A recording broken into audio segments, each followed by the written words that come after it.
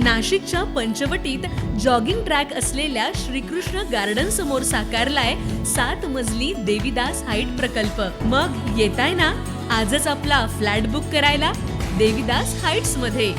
आमचा मोबाईल क्रमांक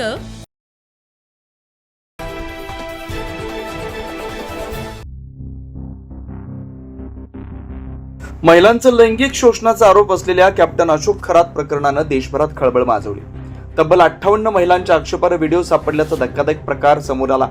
घटनेचं गांभीर्य लक्षात घेऊन राज्य सरकारने या प्रकरणात एसआयटी स्थापन केली।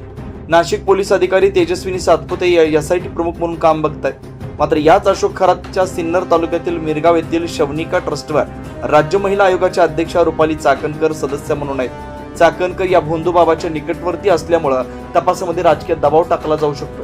त्यामुळे रुपाली चाकणकर यांनी आपल्या पदाचा राजीनामा द्यावा अशी मागणी राष्ट्रवादी अजित पवार गटाच्या नेत्या रुपाली ठोंबरे यांनी केली।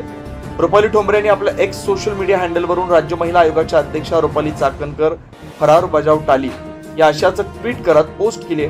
58 व्हिडिओ म्हणजे 58 महिलांवर अत्याचार झाला असल्याची शक्यता आहे। त्यामुळे या घटनेचा निष्पक्षपातीपणाने तपास व्हावा याकरता चाकणकर यांनी राजीनामा द्यायला हवा। त्यांनी राजीनामा दिला नाही तर राज्यभर आंदोलन करण्यात येईल असा इशारा देखील ठोंबरे यांनी दिला। त्यामुळे आता दिवसेंदिवस कॅप्टन खरात प्रकरण वेगळं वळण घेत असल्याचं पाहायला मिळत आहे। 9 न्यूज महाराष्ट्र ब्युरो नाशिक।